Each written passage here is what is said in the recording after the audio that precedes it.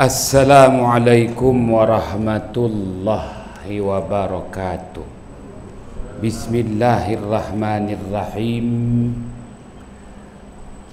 Wabihi nasta'in ala umurid dunya wad din.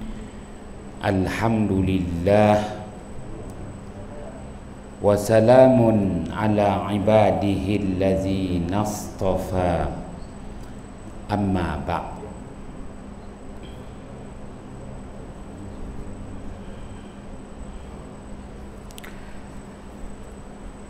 Sidang ahli jamaah yang dirahmati Allah, kita panjatkan kesyukuran kehadrat Allah Subhanahu wa taala malam yang berbahagia ini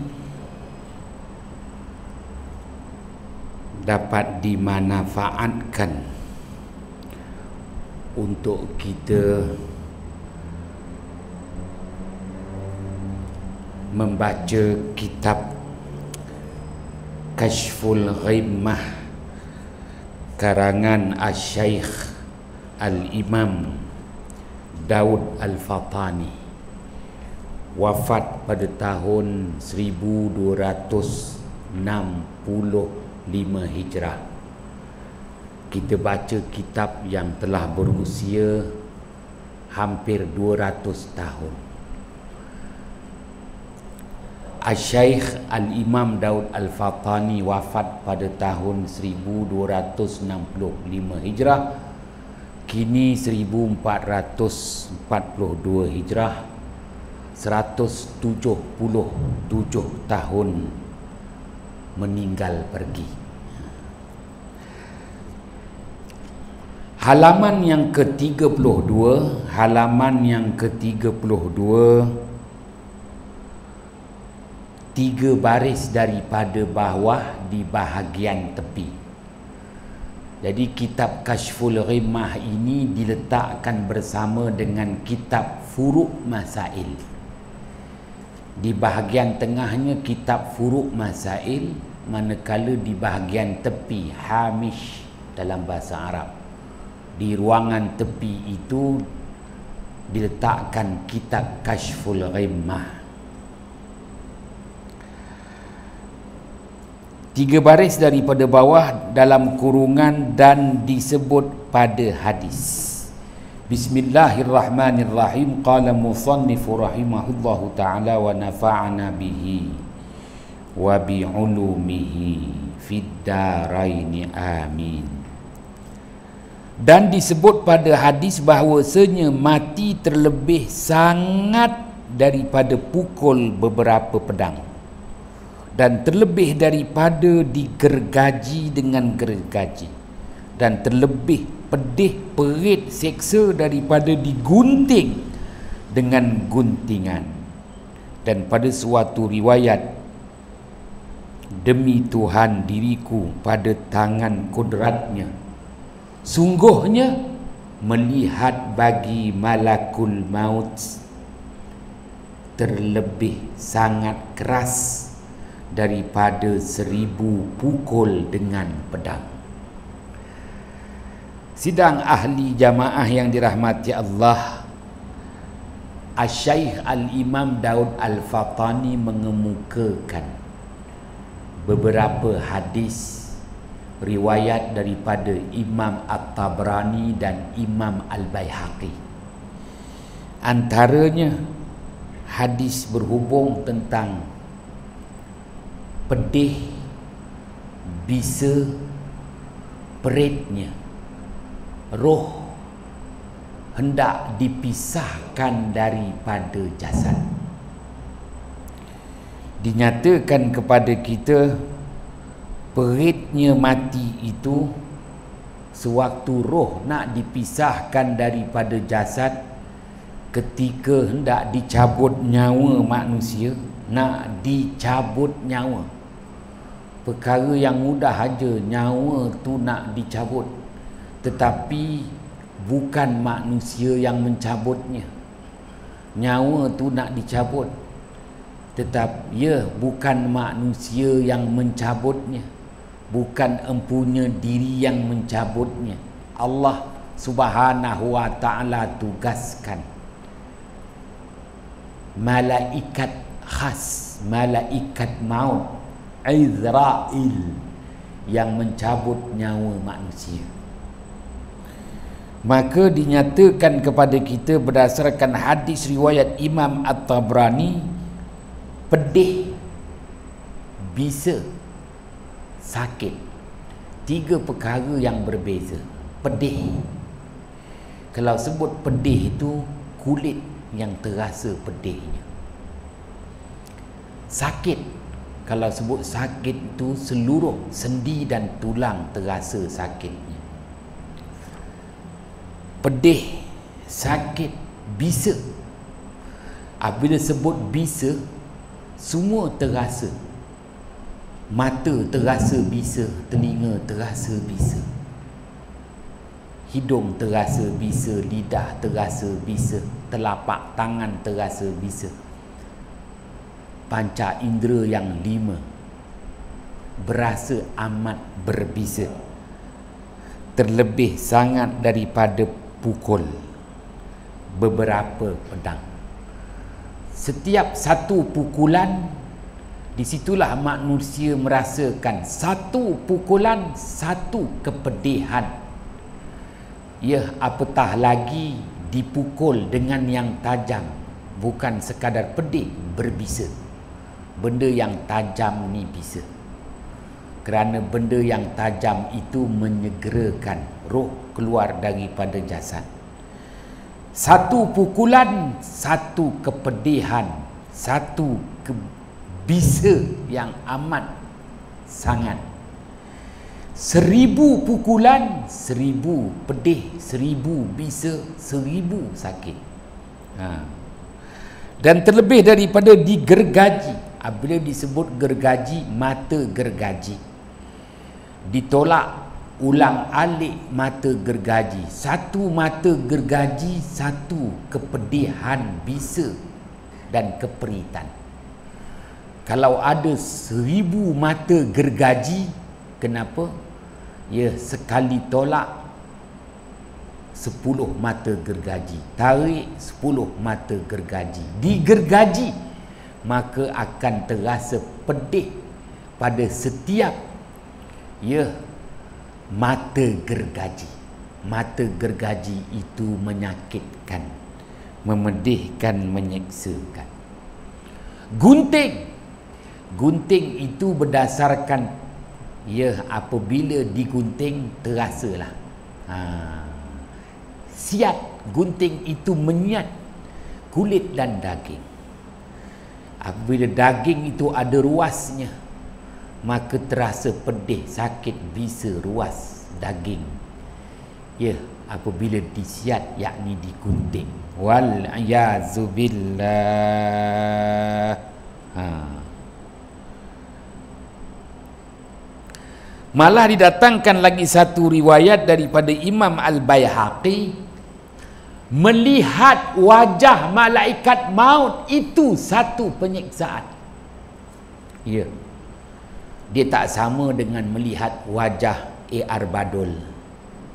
Tak sama, itu menggelapkan. Tengok muka dia pun dah gelap. Ya, lain. Melihat wajah malaikat maut pun satu penyiksaan, terlebih sangat keras daripada 1000 pukul dengan pedang. Hadis riwayat daripada Imam Al-Baihaqi, diterjemahkan dan ditulis semula oleh Asy-Syaikh Al-Imam Daud Al-Fatani dalam kitabnya Kashful Ghimmah. Persoalan timbul, kenapa nak mati pula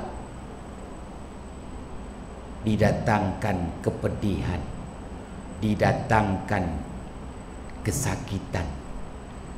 Kenapa? Mati ni mesti rasa sakit mati ke? Tak boleh ke tiba-tiba ting mati, roh pisah daripada jasad? Apa keperluan nak nyakit-nyakitkan orang nak mati ni? Kenapa?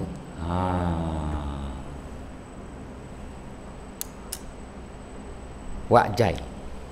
Tak boleh ke auto run je Wak Jai? You tekan switch on, mampus terus. Base. Dah lah. Tapi tak begitu. Tak semudah pada penglihatan mata. Sebut sahaja mati, Allah Subhanahu wa ta'ala sediakan atur cara khas. Allah Ta'ala sediakan agenda khas. Allah Subhanahu wa ta'ala sediakan tentatif khas, yang mana kita tak boleh skip atur cara itu. Kita tak boleh skip tentatif itu. Kita tak boleh skip agenda itu. Namanya sakratul maut. Mabuk untuk mati. Dengan kata lain, sebelum mati kena mabuk dulu. Hei tuan-tuan, ini bukan mabuk minuman keras. Itu fun and fair. Fun fair. Ini mabuk bukan disebabkan minuman keras, tetapi mabuk disebabkan terlalu takut. Mabuk disebabkan amat menyesal. Mabuk disebabkan oleh penyesalan, kekesalan. Mabuk disebabkan oleh tak tahan menahan kesakitan, keperitan. Roh nak dipisahkan daripada jasad. Oleh kerana terlalu sakit, roh tu nak dipisahkan daripada jasad, bagaikan seseorang itu mabuk. Ini yang Allah janjikan pada ayat 19 surah Qaf. Ba'da a'udzu billahi minasyaitonir rajim. Wa ja'at sakratul mauti bil haqq. Dzalika ma kunta minhu tahid. Sadaqallahul azim. Telah datanglah mabuk kematian, membenarkan janji-janji Allah. Wah, ini bukan janji manusia pada manifesto bagaikan lawak jenaka. Tak. Ini bukan janji manifesto manusia. Ini janji Allah. Allah berjanji. Apa janji Allah? Allah Ta'ala akan datangkan mabuk kematian kepada setiap insan apabila nak dicabut, detik ketika dicabut nyawa manusia. Nyawa manusia bukan dicabut begitu sahaja. Nyawa manusia dicabut dengan atur cara, agenda tentatif khas yang disebut sakratul maut, mabuk kematian. Ya, kerana terlalu pedih, terlalu bisa, terlalu perit, roh nak ditanggalkan daripada jasad, roh nak dipisahkan daripada jasad, roh sama sekali memastikan bahawa seseorang itu benar-benar mati. Maka didatangkan kepadanya satu keadaan yang paling menakutkan, mengerikan. Dahlah takut, dahlah ngeri, perit, sakit, bisa, yang tiada tolok tanding, keperitan, keperitannya tiada tolak tanding, tolok tanding, siksaannya, wal-i'yazu billah. Wa ja'at sakratul mauti bil haq. Telah datanglah mabuk kematian itu dengan kebenaran. Datangnya membuktikan benarnya janji-janji Allah. Maka ketika itu manusia yang tidak sedar pun sedar, manusia yang tidak insaf pun insaf. Kenapa? Kerana terlalu takut dan terlalu perit menahan kesakitan. Roh nak ditanggalkan, nak dipisahkan daripada jasad. Wajaat sakratul mauti bil haqq, zalika ma kunta minhu tahid. Yang demikian itulah perkara yang kamu sentiasa melarikan diri daripadanya. Sidang ahli jamaah yang dirahmati Allah, maka Allah Subhanahu wa taala sediakan kepada kita agenda khas namanya sakratul maut, mabuk kematian. Untuk apa? Untuk buktikan kepada manusia benar janji-janji Allah. Selama ni kita dengar orang baca talqin, azab kubur itu benar, pertanyaan mungkar dan nakir itu benar. Benar.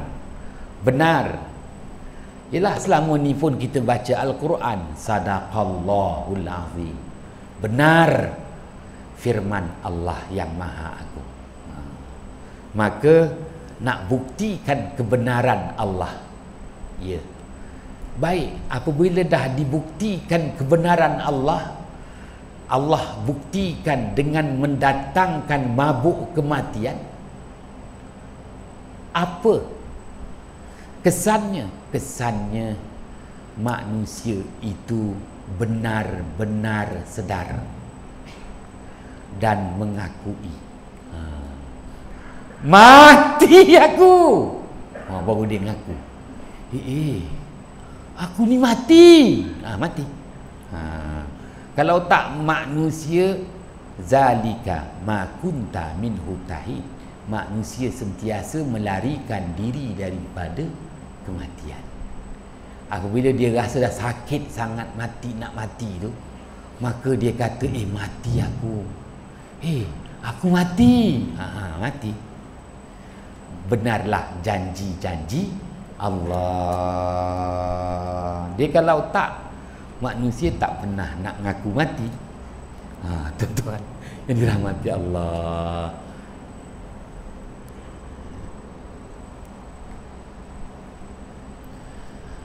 takkan sakit hanya memanjang. Cerita sakit. Yelah, kalau dia bukan dari kalangan khiyarullah, bukan daripada kalangan hamba-hamba Allah yang menjadi pilihan Allah, memang sakit. Dia bukan daripada kalangan Habibullah, kekasih Allah. Dia bukan dari kalangan kekasih Allah, memang perit. Dia bukan daripada kalangan Khalilullah, kesayangan Allah, memang menyeksakan. Jadi pilihan Allah, khiyarullah, kekasih Allah, Habibullah, kesayangan Allah, Khalilullah, tentatif, agenda, atur cara sakaratul maut tu berbeza. Atur cara, tentatif sakaratul maut itu berbeza untuk kekasih Allah, berbeza untuk kesayangan Allah, berbeza untuk pilihan Allah. Berbeza. Tentatif tu kena dilalui, atur cara tu kena dilalui. Macam mana pun, siapa pun, mati aksiden ke mati cara apa pun, dia tetap melalui atur cara agenda sakratul maut, mesti lalu. Tinggal lagi layanan. Kekasih Allah memang dia melalui mabuk kematian itu dengan layanan yang berbeza. Servis yang dia dapat berbeza, wajar. Yang penuh dengan skandal, oh no. Weh, tak nak cerita lah. Ni yang cerita ni. Pukulan-pukulan. Berapa banyak nak kena pukul. Tuan. Waliyazubillah. Nak nyatakan maknanya bertuah kalau kita ini dari kalangan khiyarullah, pilihan Allah. Kita ini dari kalangan Habibullah, kekasih Allah. Kita ini dari kalangan Khalilullah, kesayangan Allah. Maka dalam memenuhi tentatif sakratul maut itu pastinya mendapat layanan istimewa dalam bentuk penghormatan, penghargaan, kemuliaan. Dan disebut pada hadis Abi Hamid yang panjang, hadis yang marfu', yang diangkat hadis itu sanadnya, bahawasanya malaikat meliputi akan hamba yang hendak mati itu dan dipenjaranya, dan jikalau tiada ada yang demikian itu, nescaya berlarilah mereka itu kepada padang dan ke hutan daripada sangat keras mabuk mati itu. Pada dasarnya, berdasarkan hadis riwayat Imam Ahmad, apabila seseorang itu nak dicabut nyawanya, dia telah digari segala susuk tubuh badannya, diikat, malaikat memegang erat, bagaikan dalam penjara. Dia takkan dapat melarikan diri sama sekali daripada kematian.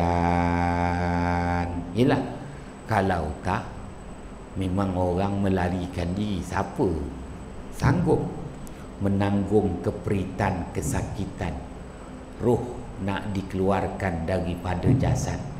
Apabila kita sembelih lembu tu, macam-macam kaedah penyembelihan, ya, takut waktu sembelih tu lembu tu bangun semula ke, lembu tu itu pun dah cukup memberi iktibar kepada kita, tuan-tuan yang dirahmati Allah. Dan ditanya orang daripada Fudail, katanya, apa hal orang yang hendak mati, ditanggalkan nyawa dirinya dan ia diam, dan anak Adam menggelupur, menggelapar daripada digigit semut, maka katanya bahawasanya malaikat mengikat akan dia. Ditanya kepada Asy-Syaikh Al-Imam Fudail, orang yang nak dicabut nyawanya, tak nampak pun dia menggelupur susuk tubuh badannya, tak nampak pun dia menguit, tak nampak pun kakinya terajang-terajang menahan sakit. Tuan-tuan yang dirahmati Allah, kalau terajang-terajang lagi tu maknanya belum nak mati. Tapi kalau orang tu dah nak mati, tak nampak pun kaki dia menerajang ke apa, tak nampak sedikit pun menguit, susuk tubuh badannya. Fudail menyatakan, Asy-Syaikh Al-Imam Fudail menyatakan, malaikat dah ikat, tinggal lagi kita tak nampak ikatan malaikat kepada susuk tubuh orang yang nak ditanggalkan nyawa, orang yang nak dicabutkan nyawanya. Dan disebut pada hadis, jikalau bahawasanya pedih satu roma yang seurat daripada orang yang mati itu dihantarkan atas isi 7 petala langit dan 7 petala bumi, nescaya mati sekaliannya. Tuan-tuan yang dirahmati Allah, ada berapa banyak bulu roma pada tubuh badan kita, kita pun tak kira lah. Lebih baik kita kira wang simpanan kita yang semakin susut di Maybank tu. Buat apa kau nak kira tu semua? Baiklah. Tapi perlu diingat, setiap satu bulu roma itu akan merasai perit, sakit, pedihnya roh nak dipisahkan daripada jasad. Setiap helaian, setiap helai bulu roma itu merasai pedih. Dan kalaulah satu bisa kepedihan pada sehelai bulu roma diletakkan di langit, mati penduduk langit. Diletakkan di bumi, mati penduduk bumi. Menyatakan bisa yang amat pedih, lagi menyakitkan. Wali'ayazubillah. Sidang ahli jamaah yang dirahmati Allah.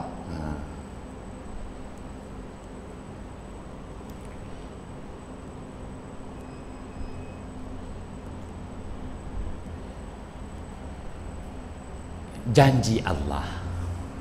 Allah berjanji, ya, janji Allah itu benar. Maka dijelaskan oleh Asy-Syaikh Al-Imam Fakhruddin Ar-Razi dalam kitab tafsirnya Mafatihul Ghaib. Asy-Syaikh Al-Imam Fakhruddin Ar-Razi wafat 606 Hijrah, 800 tahun yang lalu, menyatakan bahawa Allah Subhanahu wa ta'ala tunaikan janjinya pada saat detik seseorang itu hendak menghembuskan nafasnya terakhir. Maka ketika itulah Allah tunaikan janjinya. Ya, apabila Allah Ta'ala tunaikan janjinya, bertujuan untuk membuktikan kepada manusia bahawa janji-janji Allah itu benar. Sidang ahli jamaah yang dirahmati Allah, maka bagi yang selama ini mengingkari perintah Allah, dia akan rasai betapa janji-janji Allah itu benar. Oleh kerana dia golongan yang mengingkari Allah, dia merasailah betapa peritnya saat detik ia menghembuskan nafas yang terakhir. Sidang ahli jamaah yang dirahmati Allah, berbeza bagi kekasih Allah. Allah tunaikan janji kepada kekasihnya. Maka pada saat detik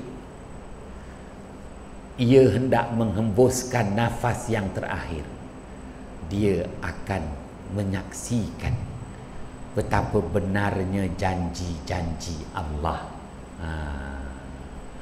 Oleh itu, itulah saat paling menggembirakan. Itulah saat paling menyeronokkan. Itulah saat paling membanggakan. Sebutlah kat dunia ni saat detik bila paling menyeronokkan. Sebutlah dekat dunia ni saat detik bila paling mengasyikkan, paling menggembirakan. Untuk kekasih Allah, saat paling menyeronokkan, saat paling menggembirakan, saat paling membanggakan, ketika saat detik dia hendak menghembuskan nafas terakhir. Dengan kata lain, atur cara sakratul maut itu amat istimewa untuknya. Kerana di situ Allah tunaikan janjinya. Benar janji-janji Allah. Ayat 88 dan ayat 89 surah Al-Waqi'ah. Fa amma in kana minal muqarrabin farauhun wa raihanun wa jannatun na'im. Sadaqallahul azim.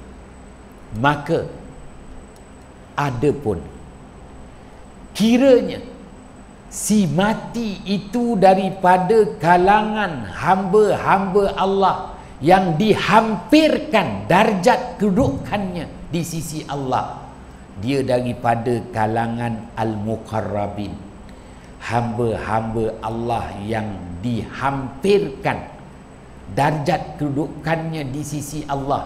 Wah, bukan dijauhkan, dihampirkan darjat kedudukannya di sisi Allah.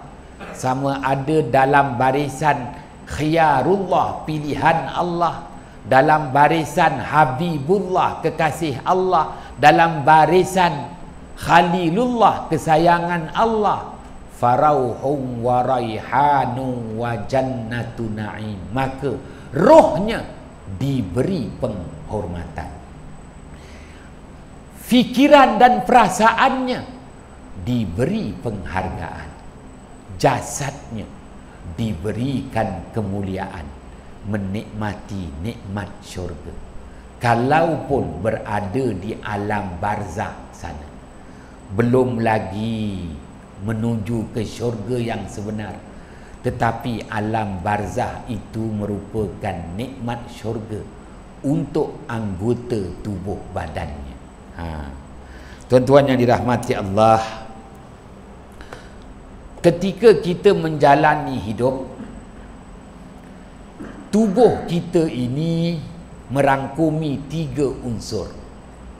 Unsur roh, unsur fikiran dan perasaan, dan yang ketiga unsur daripada susuk tubuh badan, zat tubuh badan. Jadi tubuh badan kita ni bukan kosong. Pada tubuh badan kita ni adanya akal untuk berfikir. Pada tubuh badan kita ni ada nafsu untuk adanya keinginan, kemahuan, kehendak. Taste, wajai. English you call taste. Dan dalam tubuh badan kita ini adanya roh. Jadi dirangkumkan roh, fikiran, perasaan, jasad. Apabila kita mati, dipisahkan ketiga-tiga. Dipisahkan roh kita, dipisahkan fikiran dan perasaan kita, dan jasad kita. Yang jelas kita diwajibkan untuk menyempurnakan jasad. Dimandikan jasad, dikapankan, disembahyangkan, dikebumikan. Mana pergi si roh tu? Tak perlu persoalan. Mana pergi fikiran dan perasaan kita tu? Maka mati ni tak semudah yang kita sangka, kerana dipisahkan 3 nilai: roh, fikiran, perasaan, dan jasad.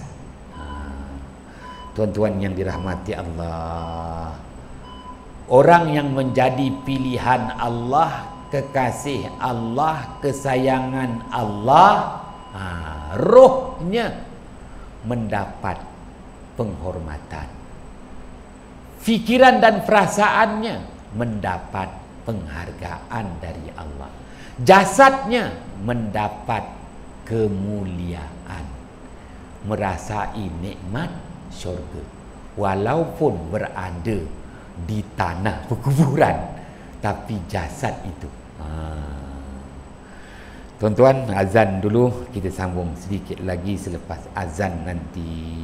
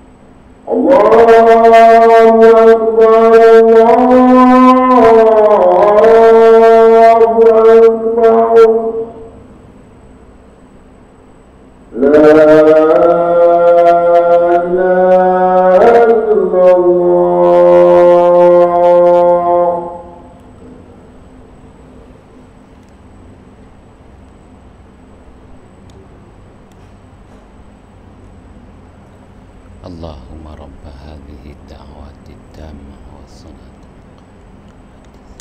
ala Muhammad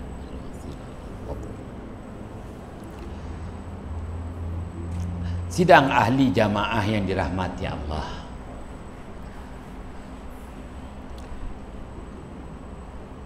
saya berbual dengan seorang timbalan mufti. Timbalan mufti itu yang penting bukan timbalan mufti negeri Johor lah. Jadi dalam perbualan dengan seorang timbalan mufti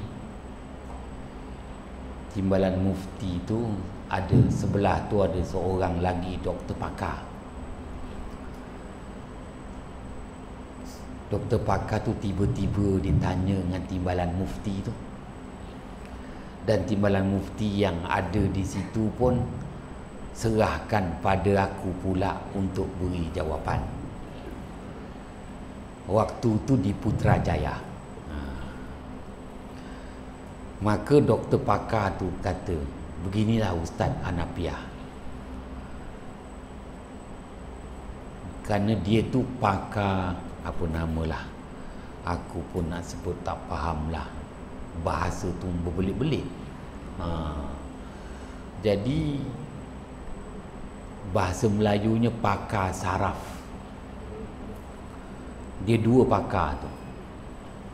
Dia kata, apa pendapat Ustaz Hanafiah? Pendapat aku kenapa pula doktor? Pengalaman dia lah sebagai seorang doktor pakar. Apabila roh dah dipisahkan daripada jasad, dengan kita mengambil iktibar nafas dah terputus, dia kata, baik, jantung dah tak beroperasi, betul, itu sah, mati. Tapi dia kata pengalaman dia sebagai seorang doktor pakar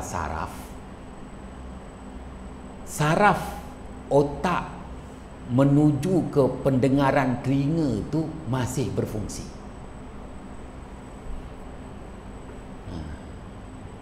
Apa pendapat Ustaz Hanafiah? Tanya lagi, aku cakap, kumpulkan soalan tu. Tiba-tiba mufti kata jawablah tu dulu. Tak, aku cakap, kerana ni lebih daripada mufti. Tanya terus, apa lagi kau nak tanya? Dia pun cakap dengan saya, lazimnya deria pendengaran ni masih berfungsi. Aku cakap, berapa jam selepas seorang itu menghembuskan nafas terakhir?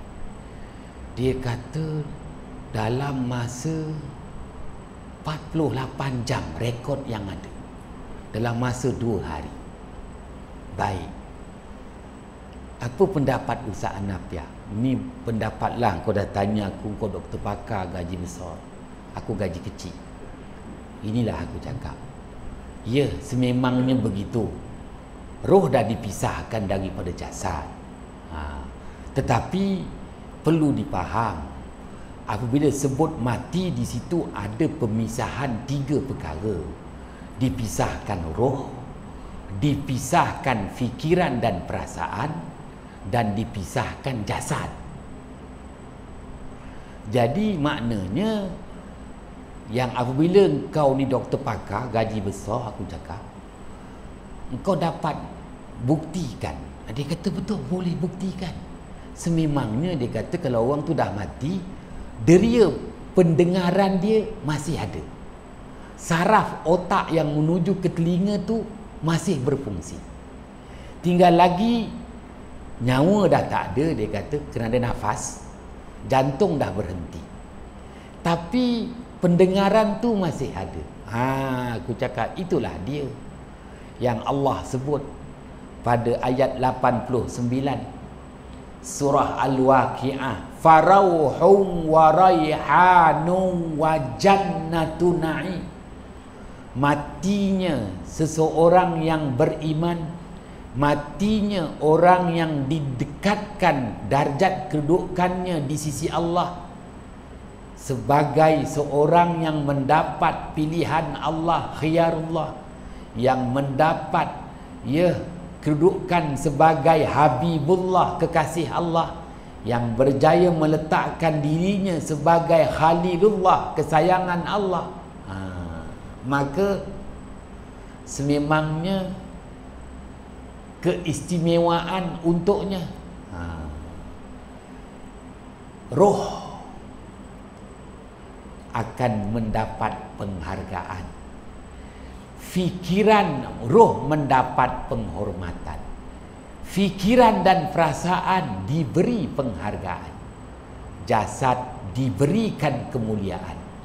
Jasad yang mulia tak hancur, tak dimakan tanah, dalam peliharaan Allah hingga hari kiamat. Mata kasar tak nampak, tetapi jasad tu dah merasai nikmat syurga. Faham tak doktor? Tak faham. Bagus, aku cakap, engkau faham kenaikan gaji je, lepas tu kau kenakan bayaran tinggi pada pembedahan. Dia kata, janganlah cakap macam itu Ustaz. Faham tak? Faham Ustaz, faham pula. Menunjukkan tuan-tuan, apabila roh dah dipisahkan daripada jasad, begitu juga fikiran dan perasaan juga dipisahkan daripada jasad. Dengan kata lain, 3 nilai yang berbeza. Baik, maka apabila roh dah dipisahkan daripada jasad, telinga si mati tu dengar apa yang Wak Jai cakap. Dah mati dia, siapa nak ganti tempat Qadi Johor Bahru? Dia dengar tu orang cakap, sabarlah, aku nantilah selesaikan pencin rumah aku nak ambil. Contoh, tak faham tak apa. Sebab itu digambarkan dalam hadis, apabila kita menghadiri kematian, Si mati tu boleh lihat siapa yang datang, siapa yang tak datang. Maka kita bertanya, dia lihat dengan apa? Dengan roh dia ke? Roh kan dah dipisahkan. Dia lihat dengan mata dia ke? Mata kan dah kejam. Tapi hadis menyatakan si mati dapat melihat dan mengetahui, malah dengar pula. Maknanya dia boleh nampak siapa yang datang ziarah dia. Dia boleh dengar siapa yang kata-kata tu. Kata, oh ni meninggal dunia ni, ada perjawatan kosong ni, ada lantikan baru, SPAJ, Suruhan Jari Perkhidmatan Awam Negeri Johor. Wah, tangga gaji besar ni, S41 boleh menuju S48. Dengar. Tuan-tuan, apabila saya sebut begitu, Timbalan Mufti tu diam je lah. Kerana Timbalan cakap, Tok, dia Timbalan Mufti sudah dapat datuk, Tok, diam pula. Aku hari tu dah kena minor stroke. Nasib baik tak mati kau tu. Aku dah kena minor stroke lah Ustaz. Kau cakap macam ni aku dah takut dah. Baik, jawatan Timbalan Mufti tu kau serahkan pada aku tu.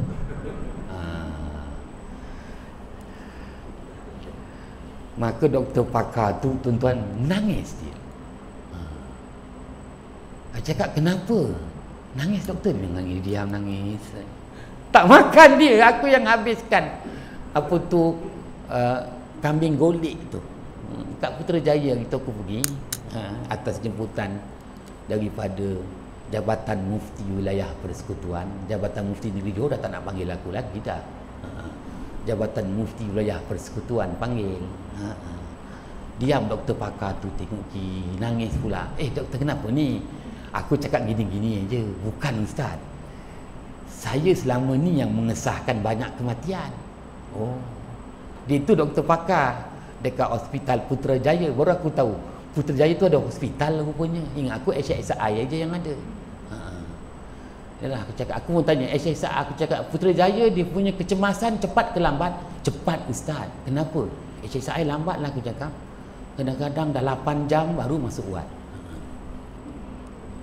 Ya ke Ustaz, kau pindah lah ke ni SSI, aku cakap. Diam, dia tak nak pindah pula. Tuan-tuan yang dirahmati Allah, janganlah marah, saja cerita. Kalau Tuan Haji Omar ni masuk kecemasan, lama engkau kat kecemasan tu. Sampai nak meninggal, dibiarkan aja kat situ kan, duduk nunggu. Astaghfirullahalazim. Gaji dah besar tu, rajin dah kerja.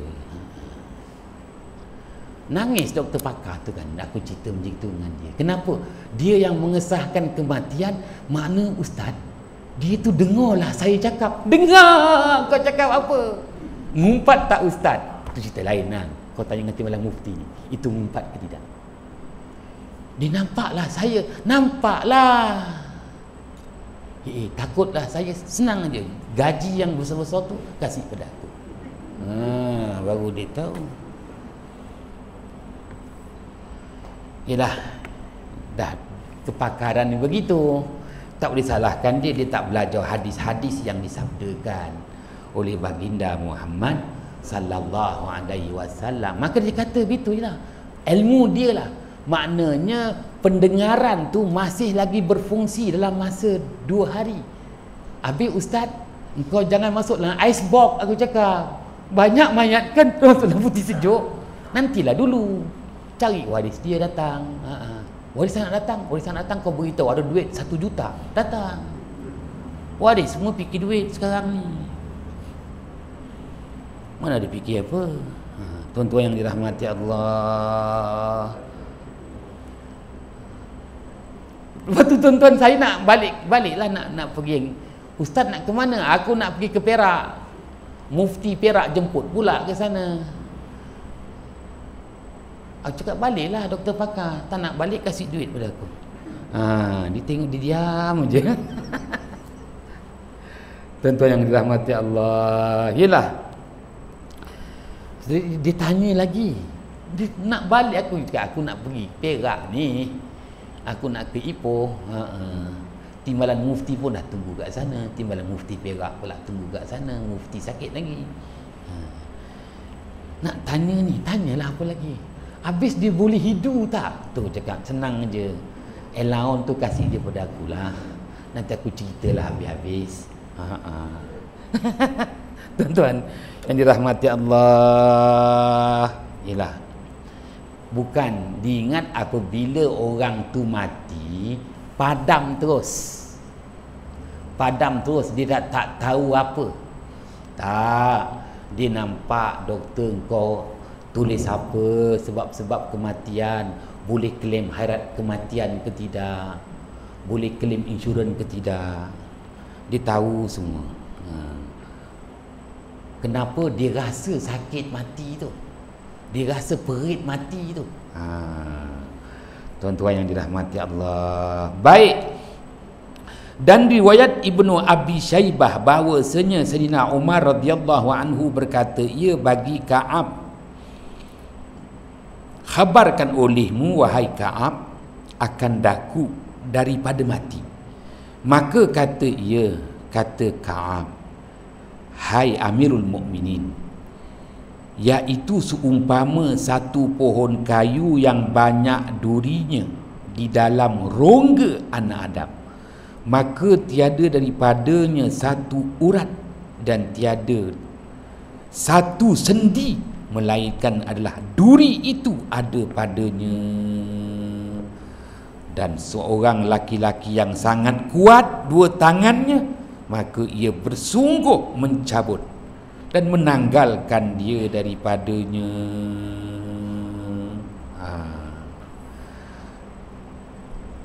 Apabila Sayyidina Umar radhiyallahu an bertanya dengan Ka'ab untuk minta penjelasan bagaimana perit sakitnya roh nak dipisahkan daripada jasad, maka Ka'ab radhiyallahu an memberi perumpamaan. Bayangkan sepohon pokok yang ada dedahanan, yang ada ranting, dan setiap ranting itu adanya duri, ada dalam tubuh manusia yang akan ditarik keluar oleh seorang lelaki yang penuh bertenaga. Maka duri-duri itu akan sangkut pada sendi-sendi, sangkut dan tersusuk, dan maknanya tertikam pada dalam ruangan perutnya lain, sampai dekat dadanya lain. Bayangkan semua duri, kalau ada 1000 duri, 1000 duri itu menusuk, mencocok, menikam anggota dalaman dan luaran seseorang. Maka setiap satu duri satu nilai bisa, perit dan pedih. 1000 duri, 1000 nilai perit, bisa dan pedihnya. Wal-iyazubillah. Sidang ahli jamaah yang dirahmati Allah. Dan satu riwayat, maka mengambil barang yang mengambil dan tanggal barang yang tanggal. Maknanya apa ni? Apabila nak dicabut, tak semua duri itu akan tertanggal. Malah kalau nak ditarik keluar, takut-takut duri itu makin menusuk ke dalam, semakin perit, semakin bisa. Kesakitan yang dialami. Begitulah apabila roh nak dipisahkan daripada jasad. Sidang ahli jamaah yang dirahmati Allah. Baik. Dan disebut pada hadis bahawasanya malakul maut alaihi salam apabila memerintahkan Allah Ta'ala mengambil akan nyawanya, kemudian daripada mati makhluk, dan berkata ia, demi ketinggian engkau dan kebesaran engkau, jikalau aku ketahui daripada mabuk mati barang yang aku ketahui sekarang ini, tiada aku ambil nyawa seorang yang beriman. Pengakuan malaikat maut setelah dia cabut semua nyawa-nyawa makhluk, akhirnya dia cabut nyawa dia sendiri. Apabila dia cabut nyawa dia sendiri, baru dia rasa betapa perit, betapa pedih. Ia nak dipisahkan nyawa daripada dirinya, walaupun malaikat itu asal kejadiannya daripada cahaya. Tapi keperitan mati, sakratul maut, mabuk kematian tetap dirasai. Dan dia menyatakan kalau dia tahu betapa peritnya yang dia rasa pada saat ketika ini, dia takkan cabut nyawa orang yang beriman. Sidang ahli jamaah yang dirahmati Allah, ada seorang terakhir bertanya dengan baginda Muhammad sallallahu alaihi wasallam, "Ya Rasulullah, engkau nyatakan kepada kami betapa peritnya roh nak dipisahkan daripada jasad. Bagaimana kelakuan orang yang beriman? Kenapa orang yang beriman ini pun, benar ke dia tak merasai perit roh nak dipisahkan daripada jasad? Hakikatnya apabila roh tu nak dipisahkan daripada jasad, mesti sakit punya. Kerana dah selama ini roh disatukan dengan jasad, roh, fikiran, perasaan dan jasad disatukan. Memanglah apabila nak dipisahkan satu demi satu, memang perit, memang bisa, memang sakit. Maka Rasulullah SAW menjawab dalam sepotong hadis riwayat Imam At-Tabrani, oleh kerana dia adalah kekasih Allah, dia adalah kesayangan Allah, dia adalah pilihan Allah, matanya, penglihatannya telah melihat keseronokan dalam syurga. Punya seronok tengok nikmat dalam syurga tu Haji Omar, dia tak terasa sakit roh dipisahkan daripada jasad. Punya seronok mata tu tengok syurga, syurga, maka dia tak terasa sakit roh dipisahkan daripada jasad. Berbeza dengan kita, apabila roh nak dicabutkan daripada jasad, kita melihat welfare aku tinggalkan, Alphard aku tinggalkan, Mercedes mata kacang, mata belang aku tinggalkan. Sakit tak? Bertambah-tambah sakitlah. Kan beza. Mata tu tengok apa ketika nak mati?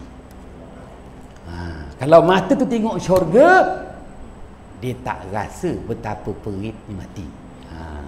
Lalu Rasulullah SAW membacakan kisah baginda Yusuf alaihissalam dalam surah Yusuf. Menangis sahabat ini apabila Zulaikha panggil Nabi Allah Yusuf duduk dekat atas singgah sana stage. Setiap wanita-wanita Mesir diberikan sebiji apple dan pisau. Apabila baginda Yusuf diarah perintah, baginda Yusuf tak boleh mengelak, terpaksa naik pentas stage. Dikelilingi pentas stage oleh wanita-wanita seluruh negara Mesir. Maka baginda Yusuf alaihissalam tunduk. Tak seorang pun dapat melihat kehandsaman handsomenya baginda Yusuf alaihissalam. Hanya dapat tengok tengkuk baginda Yusuf alaihissalam pun orang utara kata pecah liak na. Hang faham tak aku cakap apa? Wanita tu dia tengok tengkuk Nabi Yusuf, handsomenya, tengkuk pun dah handsome. Tangan tu ada pisau, tangan kiri ada apple. Punya geram tengok dia hiris, nak hiris apple terhiris jari, tak sakit pun. Kerana melihat tengkuk Nabi Allah Yusuf, tak sakit pun dia hiris jari jemari dia. Are you understand about that? salah silap mohon jutaan kemaafan. Bismillahirrahmanirrahim. Fafahamnaha Sulaiman wa kullan ataina hukman wa ilma wa sakharna ma'a Daudal jibala yusabbihna wa tayra wa kunna fa'ilin ya arhamar rahimin. Assalamualaikum warahmatullahi wabarakatuh.